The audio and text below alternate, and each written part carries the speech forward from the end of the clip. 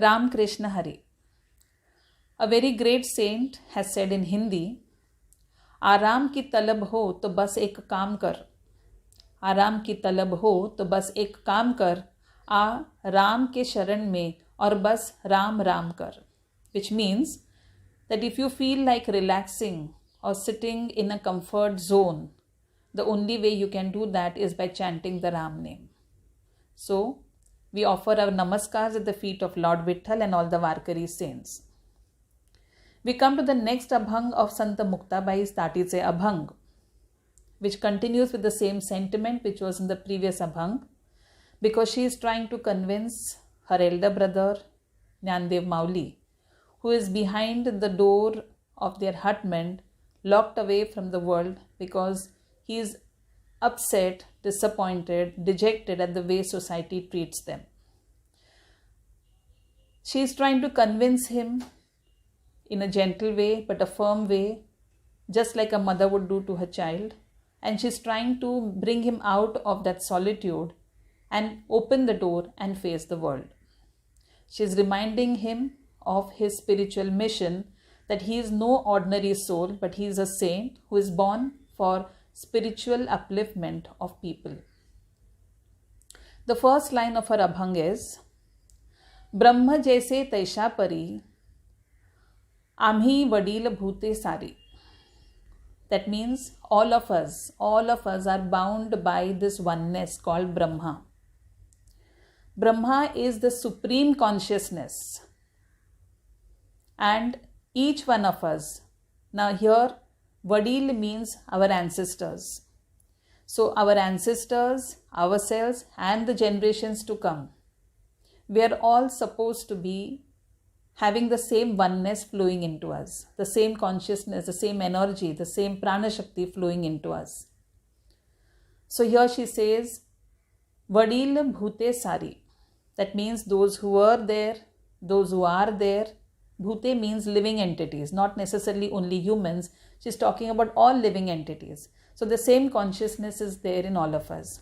That is why you'll find there are so many incidences where saints have fed animals or birds and felt their stomachs were full with that food. So whether it is a case of Sai Baba from Shirdi or it is a case of Swami Samartha, they would beg for food from someone and offer it to a cow or a dog, and they would say, you have satisfied our hunger. That is because they realize the oneness in all of us. So saints have this unique quality of transcending discrimination into animals, plants and all. They only look at each one of us as the same consciousness. So here Muktai also says the same thing. A young girl who's less than 10 years old is trying to convince her elder brother that there is the same consciousness flowing in all of us. The next line is even more cryptic with her. She says, Hath apula apan lage, त्याचा खेद करू नयो जगे. Now she says, suppose your left hand by chance hurts your right hand. So when one hand hurts the other, do you chop off that hand which has hurt the other one? No. You forgive it. Why? Because it's a part of your own body. So she says, same way, look at the entire world as your body, and each and every organ of your body, each and every cell of your body is every living entity which is there around you. So if you harm someone, it is ultimately going to harm you. And this is what today we are learning in so many of our ecological sciences, which our ancient rishis had already mentioned, that harm to any part of the globe is ultimately going to affect you. The next line she says, Jeeb datanni चावली, Jeeb datanni चावली, कोण बत्तीशी ताडिली. That means, suppose, now so many times it happens that when you're eating, you bite your tongue. So do you immediately take a hammer and knock off all your teeth, saying that you have harmed my tongue or my tongue is bleeding because of you? So many times you find foolish mothers fighting with each other because the children, both their children, have had a fight, and because of the quarrel, one child has hurt or injured the other. The mothers fight like anything, but after some time you find the children just playfully again join together, and the mothers are left with a bitter experience in their hearts. So she says, such type of experience, is it correct? She's asking us, can you hit your own self? Can you knock out all your teeth just because the teeth happen to bite into your tongue? No, we still forgive that. We try to make some remedy for it. We try to cure it, and in this way we soothe our own self. So this is very important, because we realize that this organs of our body belong to us. It is ours. So we have a oneness among all of it. In the same way, if you find that there is something wrong in some section of society, you can't disregard them, or you can't distance them away. You have to accept them, make them understand what their follies may be, or maybe we have to ourselves understand. And so she says, in this way you have a understanding, you have a mutual love for each other, and the fabric of the world can be maintained great. That's what she tries to tell us in these 2 lines. The next line, she says, she's talking about the difficulties one has to face. थोर दुखावले गेले पुढे उदंड शहाणे. Life is the biggest teacher.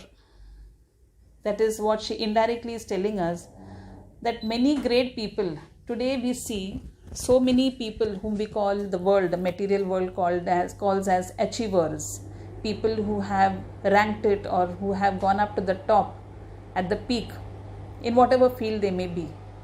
But we never see the base from which they started.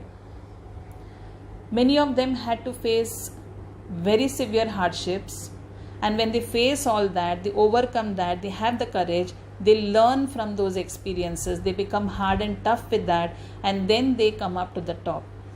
So she says, Thor dukhavale gele. That means very great people. She is talking about saints also. So many saints have been treated very badly by society, and we see in her own case itself how the brethren, the 4 of them, have been treated by the very same community to which they belong. So they have faced hardships, but that has made them experienced, and that has made them clever, knowledgeable, wise. So she says, Pude udanda shahane. That means they have become greatly intelligent because of that.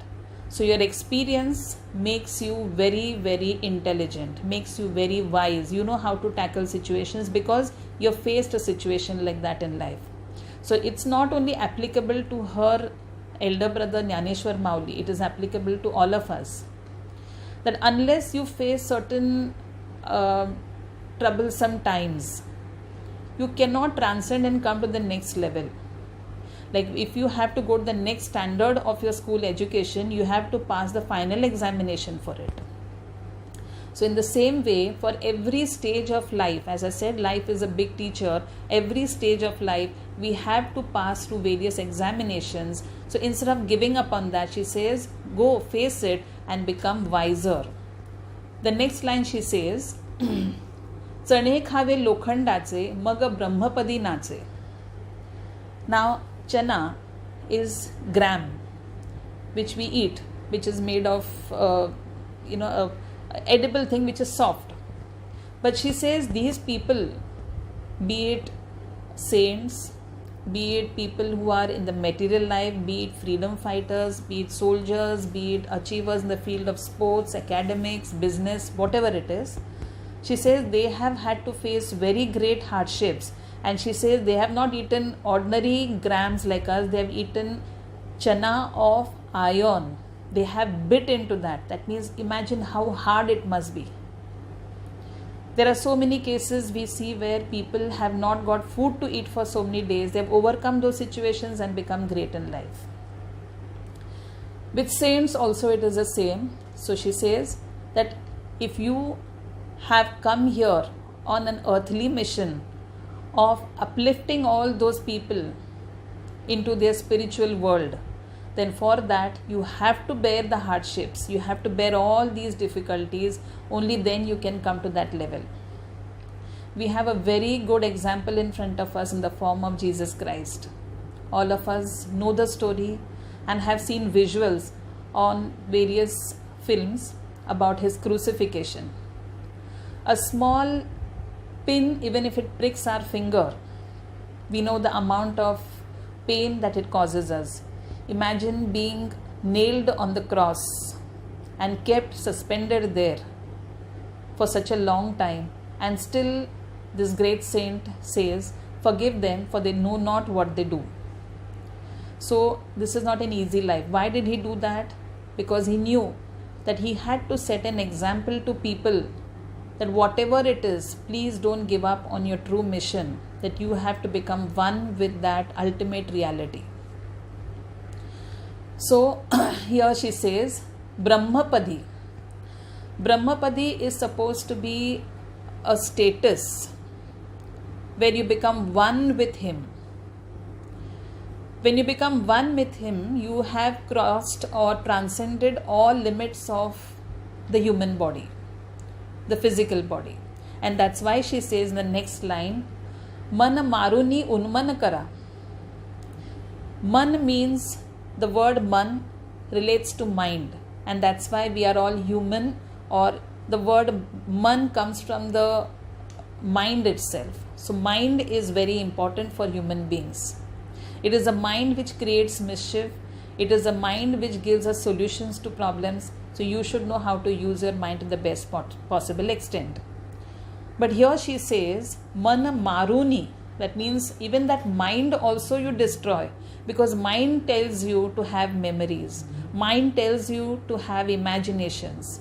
Mind blows up those imaginations. We should have memories, we should have imaginations, but that is only for our material world. Now you will say saints don't have memories. Of course they have. But the difference between the memories that a saint possesses and the memories that we as ordinary human beings possess is we allow our memories to become obstacles in our path. Whereas saints do not allow them to become obstacles. They have those memories of lifetimes. They'll always look at, there are so many instances where we hear that a saint looks at a person and says that I have seen you in the previous birth, you were so and so. So they do have memories, but they don't allow those memories to become an obstacle in their spiritual path. In the same way, we too should not. So what is Muktai telling Mauli? Mana maruni unmani kara. That means kill that thing which is called mind and make it unman. Unman is a condition of the mind which psychologists call as supramental. Supramental is beyond thought process. Beyond, that is, it's a state of thoughtlessness where there is no thought at all. But that is not in meditation. Like many people mistake it to be meditation as a thoughtlessness state. But meditation, you are still having a consciousness around you.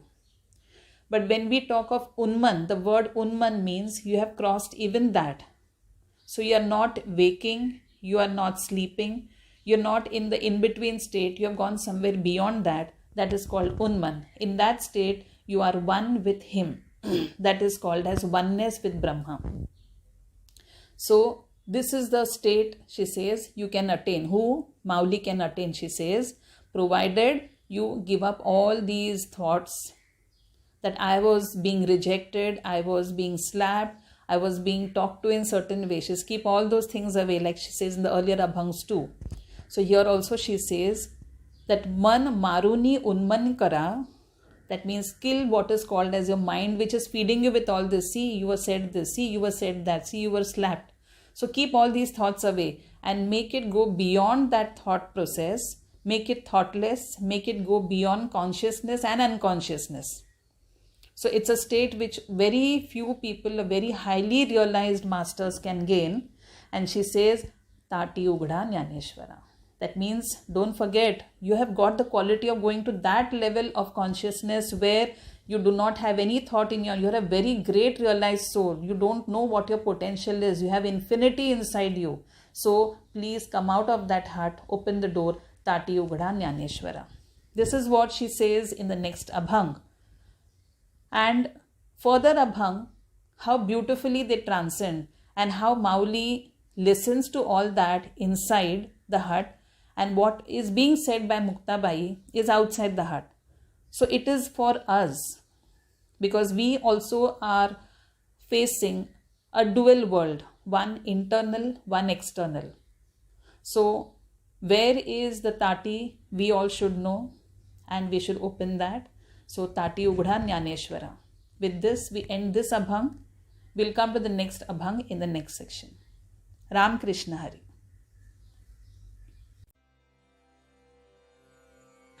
ब्रह्म जैसे तैशा परी आम्हा वडील भूते सारी हात आपुला आपणा लागे त्याचा खेद करू नये जगे जीभ दातांनी चाविली कोणे बत्तीशी ताडिली थोर दुखावले मने पुढे उदंड शहाणे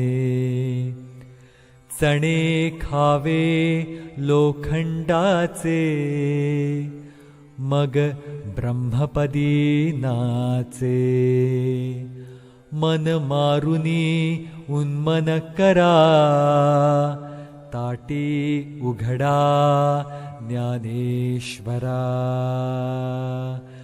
ताटी उघडा ज्ञानेश्वरा ताटी उघडा ज्ञानेश्वरा.